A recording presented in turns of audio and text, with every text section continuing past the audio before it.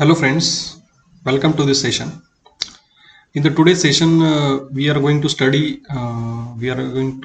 overlook onto the numerical problem onto the elastic constants.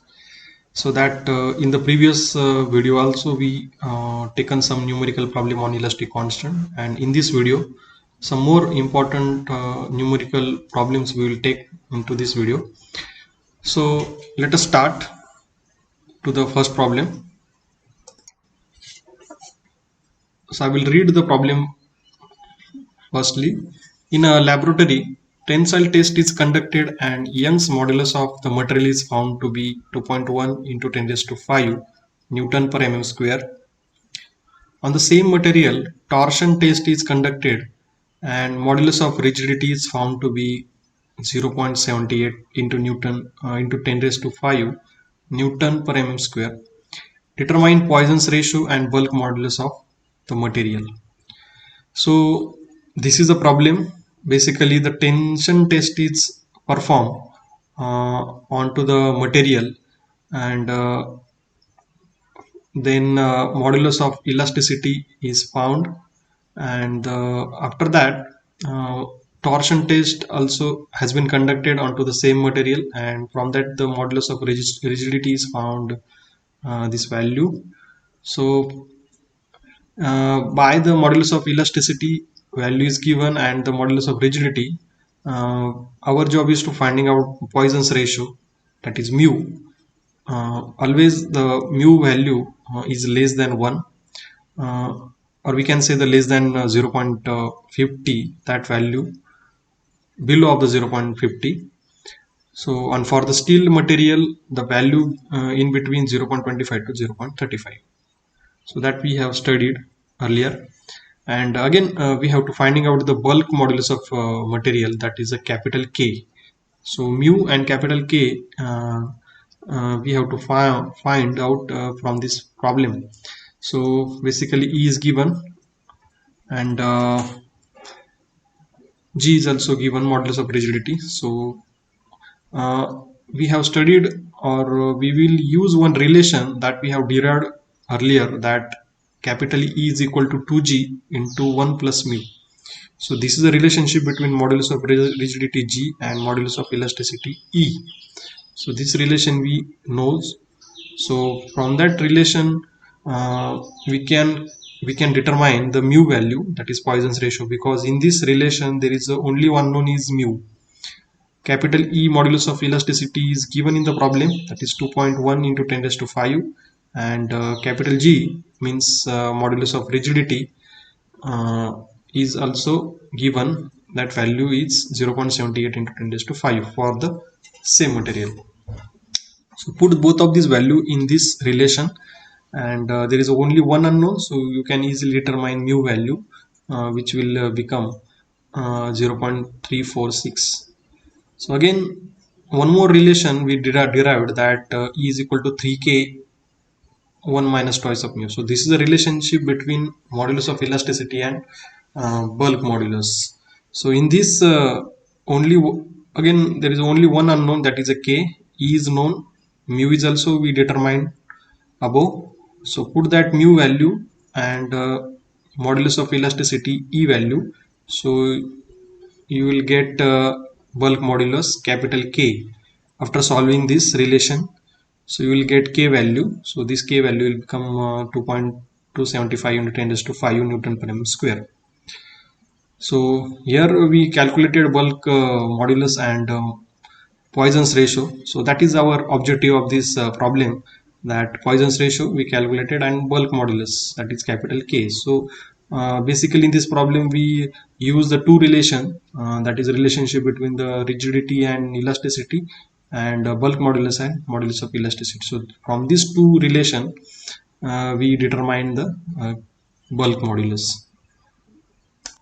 We'll take one more problem, again onto the relationship between modulus of elasticity, bulk modulus, and modulus of rigidity.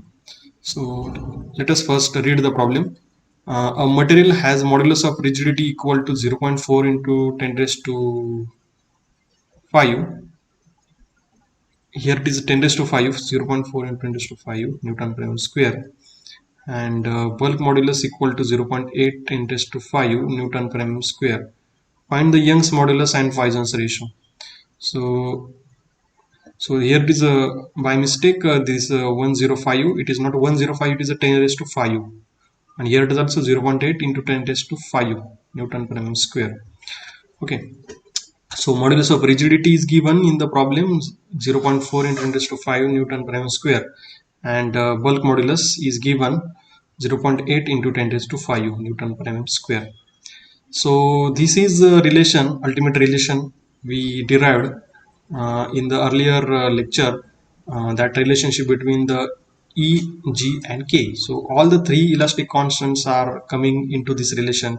So this is the only relation which dictate modulus of rigidity, bulk modulus and modulus of elasticity. So we required this relation to find out the modulus of elasticity, because modulus of rigidity and bulk modulus, both these values are given, so we require only this relation, then and then we'll get the modulus of elasticity. So only capital E is unknown here, G is given in the problem, K is available.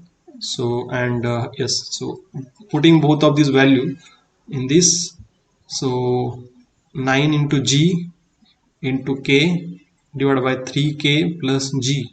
So put K and G values. So and after simplification, after simplified this relations, you will get the modulus of elasticity 1.0286 into 10 raised to 5 Newton. So once we get the modulus of elasticity, again we have the relation E is equal to 2G into 1 plus mu. So because once we calculate or determine the elasticity, so we need to determine the Poisson's ratio. So for the Poisson's ratio, we have the relation E is equal to 2G into 1 plus mu. So put these E value that we determine above, and G is already given in the problem, so only unknown is Poisson's ratio mu. So putting all these value and simplify this relation, so you will get the value of mu, that mu will become is equal to 0.2857. So final our objective is prove that mu we determined mu is equal to 0.2857. So that's it here. So these are the two problems we have taken. Only again take one revision. So in the first problem we use that two relation between modulus of elasticity and modulus of rigidity, and modulus of elasticity and bulk modulus. So this, from the two relation we determine the bulk modulus capital K. So you remember both of these relations and this problem. And in the second problem, we use that relationship between the E, G and K. So these are the three elastic constants. So from these three elastic constants, this relation we use in this particular problem, and we determine the modulus of elasticity. So it is very important to remember all the three relationship relationship between the elasticity, rigidity and bulk modulus, E, G and K. So these are the problems are based on these relations only, and finally we determine that Poisson's ratio from this relation. So for the today, that's it. Thank you very much.